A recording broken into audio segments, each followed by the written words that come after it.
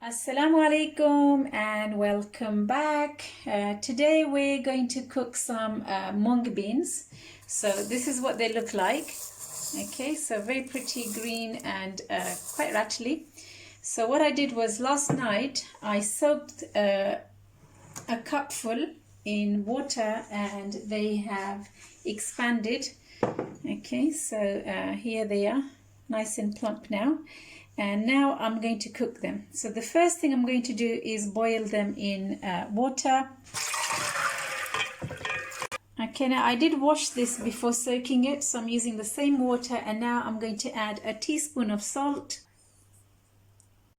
And then I'm just going to add in a black cardamom in boiled food, just a couple of cloves and a bay leaf and just a teeny tiny bit of cinnamon stick. Okay, and I'm going to let this boil. So I'm just going to add some boiling water to speed up the process. It's not on low heat, it's on medium. Okay, and make sure that the container you use is a lot bigger, because when the water bubbles up, you don't want it spilling out.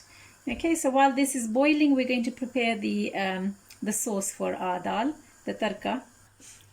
Alright, and we're going to use these ingredients. So just a couple of tomatoes, a whole, what do you call that? This is garlic, but yeah, 10 to 12 cloves is fine. Okay, and then I've got some zira here for flavoring later. I have some garam masala, which I'm going to add at a later stage. And then just 3 green chillies, a couple of tomatoes. Okay, so the tomatoes are chopped, the chilies are chopped, garam masala is now grounded, and I'm just doing the garlic now. So next we place the garlic and oil and cook together. Bismillah. And it smells lovely. Okay, and once the garlic is nice and brown, you add the tomatoes in next. Tomatoes have gone in. I'm going to add some salt. I did put salt in with the beans. Okay, so you don't want to overdo it. And I'm going to add some butter as well. So I'm only using 2 teaspoons, one in here and one in the boiling dal. Next I put the basaar in, and the Kashmiri chili, and the green chilies, and I'm just going to use some water from the dal to add to this.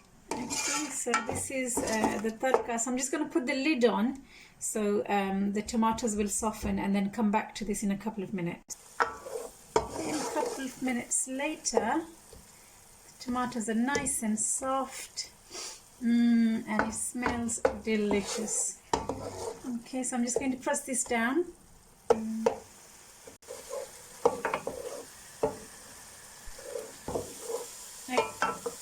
Right, so the tarka is now ready, so I'm going to add the dal. Now this dal only took 25 minutes to boil. I forgot that I'd soaked it, so it's a little bit overdone, but it's fine, it'll have to do.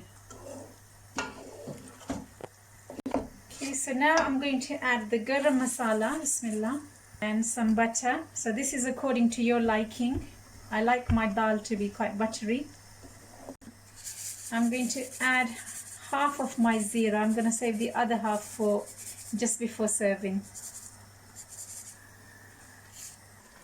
Okay, so now we're just going to allow this to simmer just for about 3 minutes or so. Okay, and in the meantime, I've gone in my garden and plucked some coriander leaves, which I grew myself. So if you're interested in growing this, you can watch that video, and it smells absolutely beautiful. So aromatic. What do you think, cameraman? Can you smell it? Yes, it's very nice.